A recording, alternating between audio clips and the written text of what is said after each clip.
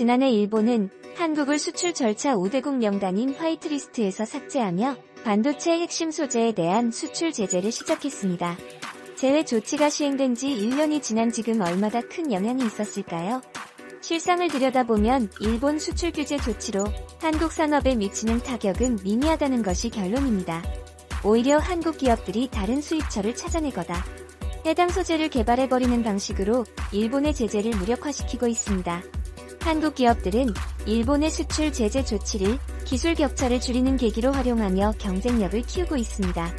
한국에 대한 수출 제재는 사실상 실패로 끝나버렸고, 최근 아베 신조 일본 총리는 벚꽃을 보는 모임, 도쿄올림픽 연기, 검사장 정년 연장 등 연이은 악재로 지지율이 곤두박질치며 추락을 거듭하고 있습니다. 실제 아베 정권의 우호적인 산케이 신문이 지난달 실시한 여론조사 결과에서 조차 아베 내각 지지율은 36.4%로 나타나며 급락했습니다.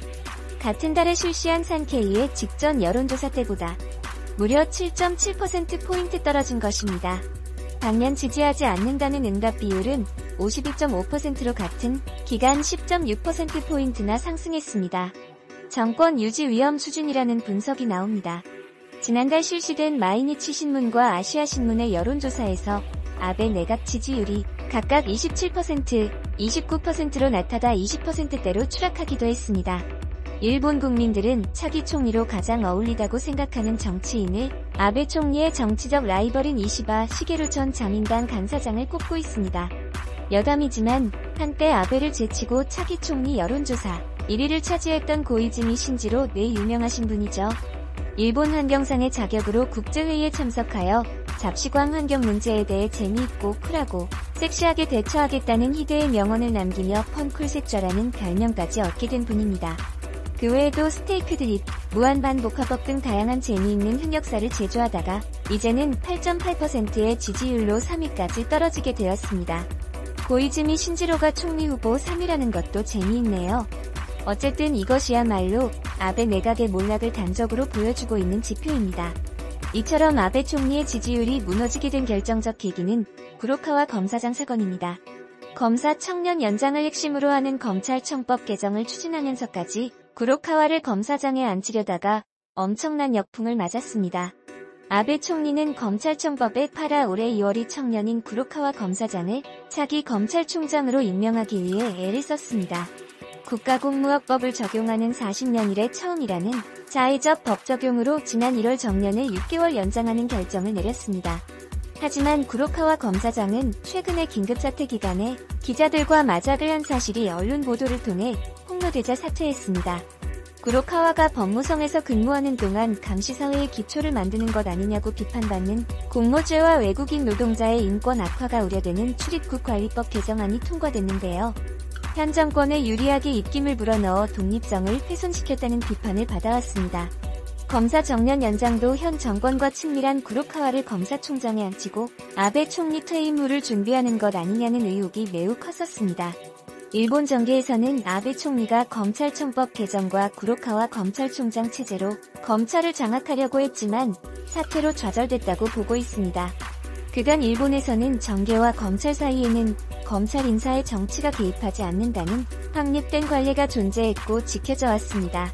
하지만 아베 정권이 이를 뒤엎으려 했고 일본 국민들이 들고 일어선 것입니다. 하지만 한국의 상황은 아베 총리와 정반대입니다. 한국은 최근 트럼프 대통령이 G11 정상회담에 초청할 잡시광 정도로 최근의 사태 이후 국제적 위상이 높아졌습니다. 대내적으로 힘든 아베에게 이 같은 소식은 대외적으로도 치명타를 안겼습니다. 단순히 한국을 G11에 초청한 것뿐만 아니라 일찍이 미국의 우방을 자처해온 아베였던지라 외교적 역량에도 치명타가 됐다는 분석입니다. 실제로 트럼프 대통령이 GT를 11국으로 확대해 워싱턴 DC에서 개최하겠다는 구상을 일방적으로 밝혀 아베 총리가 당황해하는 것으로 알려졌습니다. 이에 대해 마이니치 신문은 일본 정부가 트럼프 대통령이 주요 GT 참가국 확대를 내세운 진위를 파악하지 못해 곤혹스러워하고 있다고 전했고, 요미우리 신문도 트럼프 대통령이 G7 정상회의 확대 제안에 일본 정부 내에서 곤혹감이 확산하고 있다며 일본 내 분위기를 전했습니다. 아베 총리가 트럼프 대통령에서 뒤통수를 맞았다는 얘기가 나오고 있는 이유가 있습니다. 그동안 아베 총리는 세계 200여 개 국가의 정상 중에서 트럼프 대통령과 가장 가까운 사이로 알려졌습니다. 실제 트럼프 대통령은 2017년 취임 이후 아베 총리와 첫 정상회담을 한 이래 유례를 찾아보기 어려울 정도로 깊은 관계를 쌓아왔습니다. 트럼프 대통령은 지난해 나루히토 일왕 즉위 이후 가장 먼저 국빈방위를 했으며 아베 총리와는 수시로 1시간 가까이 통화하는 사이였습니다. 올해 초 도쿄올림픽 연기 문제로 아베 총리가 고민하고 있을 때도 트럼프 대통령이 통화로 1000% 지지하겠다며 힘을 실어줬습니다. 하지만 최근 상황이 달라졌습니다. G7 회의를 G11로 확대하면 아시아 유일 참가국으로서의 일본 입장이 흔들릴 수 있는 사안임에도 트럼프 대통령이 일방적으로 통보한 것입니다. 뿐만 아니라 트럼프 대통령은 이 같은 결정을 내리는 과정에서 아베 총리와 공동 논의는 물론이고 사전 통지조차 없던 것으로 보입니다. 산케이 신문의 보도에 따르면 스가 요시히데 관방장관은 기자회견에서 트럼프 대통령의 G7 정상회담 참가국 확대 발언에 대해 미국 정부로부터 연락이 있었느냐는 질문에 외교상 대화이므로 세부 내용을 삼가겠다고 회피하는 반응을 보였습니다. 아베 총리로서는 화가 날 수 있는 상황이지만 어찌할 수도 없는 안타까운 모습이 연출되고 있습니다. 상황이 이렇게 되자 이제는 한국의 역습이 시작되었습니다. 먼저 일본이 수출 규제 조치 해제 최후 통보를 묵살한 가운데 한국 정부가 지소화 종료 검토라는 카드를 가지고 몰아치는 형국입니다. 이와 더불어 한국 정부는 WTO 제소 절차 재개를 시작으로 본격적으로 일본 정부를 압박할 것으로 보입니다. 최근 외교부 주재로 열린 브리핑에서 이러한 분위기가 감지됐습니다. 외교부는 지난해 11월 지소화의 효력을 언제든지 종료시킬 수 있다는 전제 아래 우리가 협정 종료 통보의 효력을 정지한 상황이다. 수출 규제 조치 철회를 우리가 계속 촉구하는 만큼 논의 동향에 따라서 지소화 종료도 신중히 검토할 것이다 라고 전했습니다. 한국 정부는 지난달 말까지 일본이 한국을 상대로 취한 3대 품목 수출 규제와 화이트리스트 제외 결정에 대해 입장을 밝히라는 최후 통보를 보냈었습니다. 하지만 일본은 아무런 반응도 하지 않았고 정부가 잡시광 이에 대해 WTO 제소 절차와 지소화 종료를 언급하며 미국의 반발을 감안해 당장 지소미아 종료 조치까지는 이행하지 않지만 만일 지소미아가 종료된다면 그 책임은 일본 정부에 있다는 점은 다시 한번 분명히 한 것입니다. 뿐만 아니라 일본의 전범기업 자산 매각 절차를 진행하기 시작했고 한국 정부는 대법의 일제 강제징용 판결 문제에 대해서도 일본의 수출 규제 조치와는 무관한 사안이라는 입장을 고수했습니다. 일본의 전범기업 자산 매각 소식에 일본은 10가지 이상의 보복 조치로 대응하겠다며 강경한 모습을 보였지만 일본 언론에서 거론되는 10가지 보복 조치는 국제사법재판소 제소, 한국인 무비자 입국 제한, 한국인 취업 준비생 제한, 한국산 제품의 관세, 송금 정지, TPP 참여 막기, 일본 내 한국 기업 자산 압류 불화수소 등 소재 수출 제한, 주일 일본 대사 귀국 조치 등으로 알려졌습니다. 결론적으로 대부분 이미 시행하고 있거다. 한국에 별다른 타격을 주기 어려운 조치일 뿐입니다. 송금 정지 같은 항목은 정말 터무니없어서 오죽하면 저런 것까지 보복 조치 카드로 가지고 나오나 싶을 정도네요. 그럼에도 불구하고 마이니치 신문에 따르며 자민당과 정권 내부에 아직 낙관론이 적지 않다고 합니다.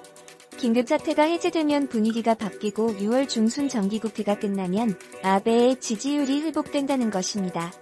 하지만 그들의 바람과는 다르게 해외 언론들은 아베 총리가 내년 9월까지 임기를 채우지 못할 가능성이 점점 커지고 있다는 전망을 내놓고 있습니다. 블룸버그 통신은 경제 위기까지 겹쳐 아베 총리가 궁지에 몰리고 있다고 진단했습니다. 올해 2분기 일본의 국내 총생산 GDP가 전분기 대비 마이너스 22%로 1955년 이후 최악의 역성장을 기록할 것으로 전망된다는 분석이 나오고 있습니다. 자민당 내부 분위기도 좋지 않습니다. 자민당보다 10에서 15% 정도 높았던 아베 내각의 지지율이 급락하면서 내부에서조차 총리 조기 교체론이 거세지고 있습니다. 이시바 시게루 전 자민당 간사장은 구로카와 검사장의 낙마와 관련해 총리가 책임을 지고 그만두는 것도 하나의 방법이라고 공개적으로 성토하기도 했습니다. 이시바 시게루 전 자민당 간사장은 차기 총리 후보로 급부상하며 아베 총리의 대립각을 세우고 있습니다. 특히 아베 총리를 향해 쓴소리를 내뱉으며 존재감을 키우며 지지 세력을 확장하고 있습니다. 이시바 전 간사장은 올해 들어 엘니온 게이자 이신문, 아사히신문 여론조사에서도 20% 안팎의 지지를 받았습니다. 산케이는 아베 정권의 경제 대책에 대한 불만이 이시바 전 간사장에 대한 지지를 밀어올리고 있다고, 설상가상으로 자민당 내에서는 이미 당대 지지세가 강한 기시다. 후미오 천임상을 후임자로 이미 밀고 있다는 얘기도 나옵니다. 기시다는 아베 총리가 직접 자신의 후계자라고 언급한 인물입니다. 일본 정계에서는 아베 총리와 자민당에 대한 지지율이 비슷해진 것에 주목하는 분위기입니다. 아베 총리 지지율은 그동안 자민당 지지율보다는 약 10에서 15%가량 높았었습니다.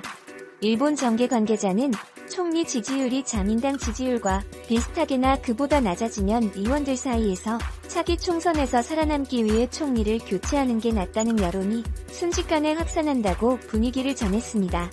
특히 내년으로 연기된 도쿄올림픽이 개최되지 못하면 언제든지 중의 예산과 총선거가 가능해져 이 같은 움직임이 확산될 것으로 보입니다. 대내외적으로 점점 궁지에 몰리자 아베 총리는 확실히 과거보다 자신감이 사라졌습니다. 최근 들어 감정에 호소하는 모습을 자주 보이고 있습니다. 감염 확산을 억제하기 위해 방심하지 않고 필요한 조치를 주저없이 할 것입니다. 현재 상황을 버티고 있어서 국가 긴급사태 선포는 아직 하지 않습니다. 일본 국민들이 국가적 어려움을 극복해 나가기를 바랍니다. 일본 모델의 강점을 보여줬다고 봅니다. 일본의 언어학 교수는 지난 3개월간 아베 총리의 8차례 연설이 시간이 흐를수록 톤이 변했다고 분석했습니다. 긴급사태 선포 전에는 강한 리더십을 부각하는 표현이 두드러졌다면 이후에는 고뇌를 내비친 감성적 표현이 늘었다는 겁니다. 일본 언론은 아베 총리가 부탁이라는 문구 사용이 늘었지만 정작 책임 있는 구체적인 내용이 없다고 꼬집었습니다. 온갖 비판 여론에도 40%대 전후를 유지해온 아베 내각. 이제는 위험 수위에 다다른 것으로 보이는데요. 언제까지 그 자리를 지킬 수 있을지 관심 있게 지켜봐야 할 것 같습니다.